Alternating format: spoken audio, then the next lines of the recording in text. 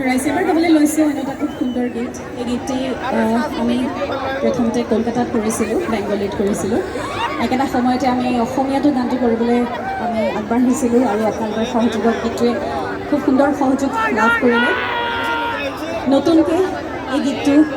অসমীয়াত বনাইছিলে ৰেকিবুল দাই লিখিছিলে সুৰ আৰু সংগীত কৰিছিলে আকাশ চেন্দাই কলকাতাৰ আৰু সেই গীতটোকে এইবাৰ আপোনালোকৰ লগত একেলগে গাব বিচাৰিছোঁ আপোনালোকৰ আগত গাব বিচাৰিছোঁ